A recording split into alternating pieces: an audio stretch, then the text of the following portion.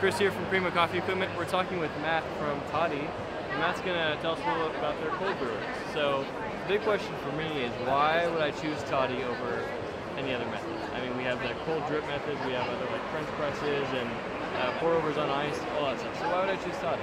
That's my question. Well, Toddy allows you to play around with a lot of those different parameters. You can do hot bloom cold brew in here, as well as just a straight cold brew.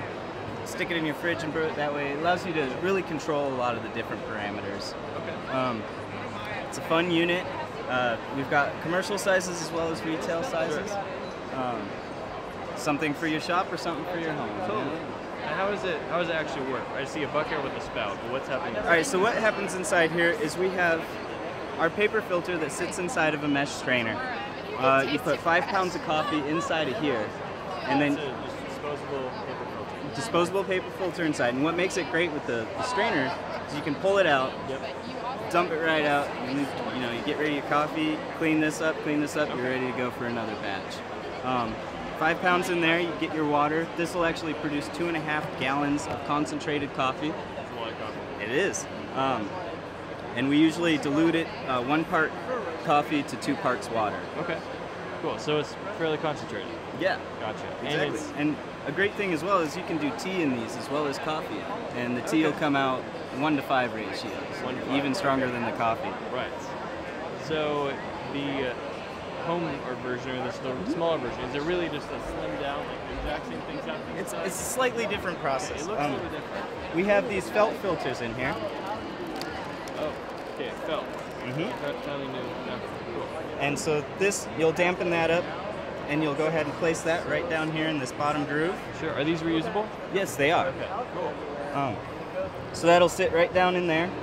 We've got a little rubber stopper that prevents the coffee from coming out. Okay. And you fill it up. This will do about 1 pound of coffee. Yeah. Fill up your water, let it brew. Some of the parameters you control is the hours, the amount of time that you brew it for. We've got a couple experiments set up over there, a 12-hour, an 18-hour, 16-hour, and 24-hour. And so after that amount of time is done, you'll open up your glass decanter here, uncork it, and allow it to drain right into there. And this will stay good in your fridge for up to 2 weeks. Wow. Yep. So you'll have a nice amount of concentrate in there, and you take it out, add your water, and you're good to go with some iced coffee. Yeah.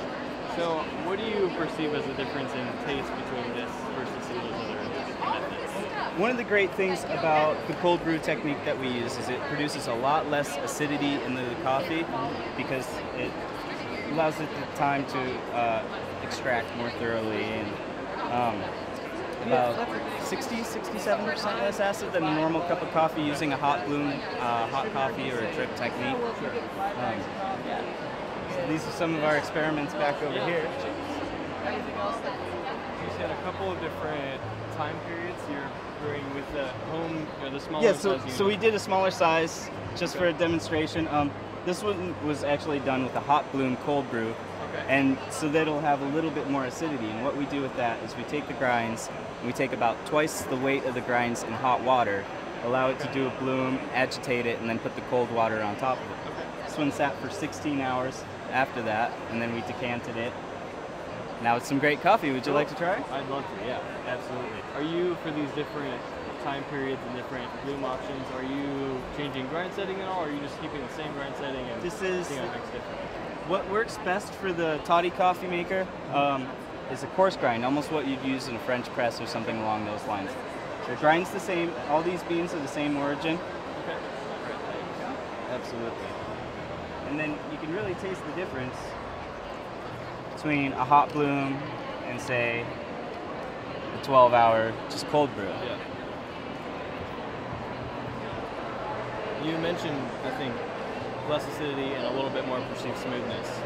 And I agree with that. I mean, they're both nice, and they're both really clean too, which is, I guess, one of the benefits over French press, where you're not going to get the same cleanness in the coffee. You do get a little less body. You know, in French press you get a real nice body on it and all that. I'm a big fan of French press personally. I'm a big fan of this as well. It goes great, cold coffee, and you can keep it in your fridge. Cool. Grab a coffee anytime you want. I love it. Thanks a lot, man. Yeah, absolutely. Thanks for stopping by.